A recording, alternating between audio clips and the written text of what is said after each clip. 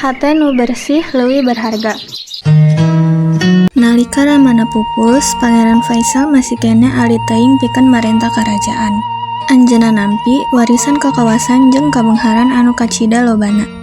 Sahingga Pangeran Faisal hirup sakahayangna. Pesta jeung senang-senang eta anu dilakukan pikeun kesenanganana. Ku kituna Pangeran Faisal ngaboroskeun artos rahayat. Salaresna Pangeran Faisal sanes saurang nonoman anu jahat hatena. Nangingan ku sabab cara mikirna anu can dewasa. Teu aya anu wani ngalarang atanapi ngingatan kahayangan. Ngan guruna anu parantos sepuh pungkul anu wani nyarios rada tegas. Sing waspada Faisal, upami anjeun teras-terasan micenan waktos jeung harta pikeun hal anu teu aya gunana. Dewa bakal benduk ka anjeun. Nanging Pangeran Faisal henteu malire eta, malah para pembesar jeung kaum ningrat ngageleyeung guruna eta. Tungtungna guruna eta mundur sarta hirup di sisi leuweung anu sepi sareng anak awewena anu dingaranan Sarah. Dina hiji waktos nalika Pangeran Faisal aya di kamarna nyalira, teu kanyahoan ti mana asalna ujug-ujug anjeunna didatangan ku saurang lalaki sepuh anu gagah. Faisal, anjeun parantos nyasababkeun diri anjeun sorangan jeung sakumna rahayat anjeun, saur lalaki eta. Sim kuring nyaeta Dewa Agung Raja Makhluk Bumi. Salami ieu sim kuring anu ngajaga kerajaan anjeun. Ayeuna anjeun malah bade ngancurkeunana. Tapi sim kuring masih tiasa ngabantosan anjeun, saur anjeunna deui. Mangga angkat ka kamar ama anjeun, angkat batu marmer anu aya di tengah rohangan. Anjeun bakal ningali biji tangga anu lega anu turun. Labetlah anjeun kadinya, sarta anjeun engke bakal mandakan harta anu kacida lobana.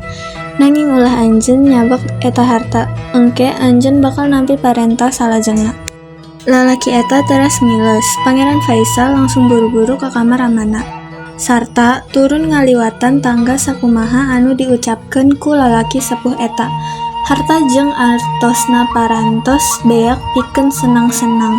Ayeuna anjeun kacida ngabutuhkeunana. Emas, inten, jeung permata anu ngagurilap sumebar di mana-mana. Dina rohangan handap tanah eta.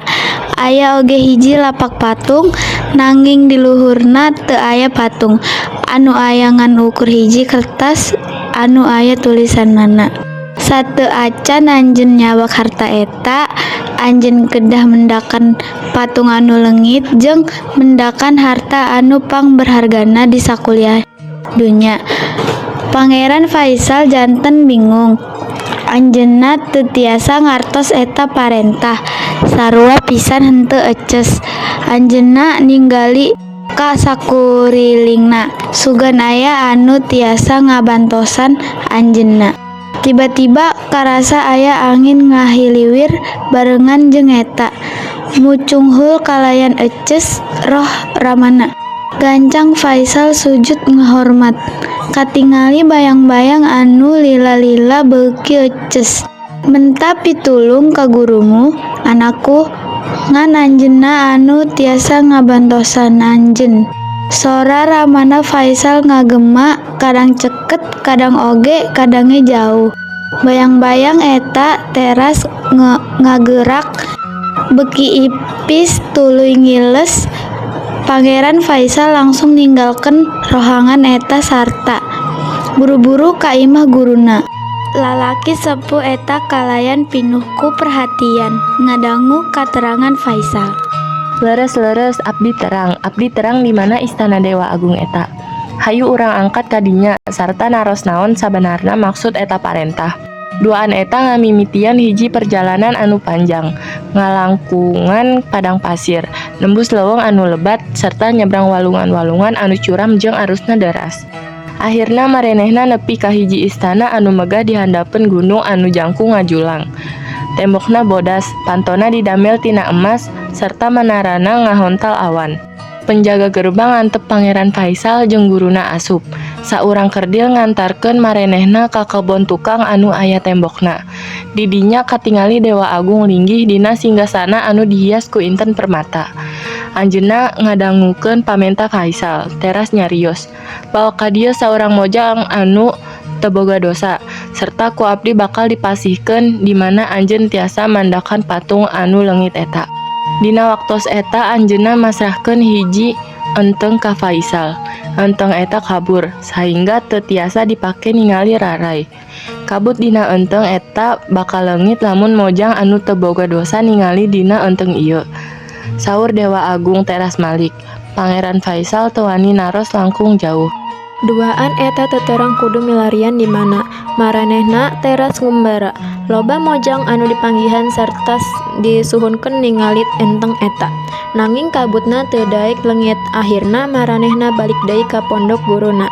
Endah pisan enteng ieu, saur Sarah, putri guru sepuh eta. Beungeut Mojang eta katingali eces di mana enteng. Tetela anjeunna nyaeta Mojang anu teu boga dosa. Guru Pangeran Faisal ningali eta janten hariwang. Anjeunna teu hoyong ka leungitan putrina.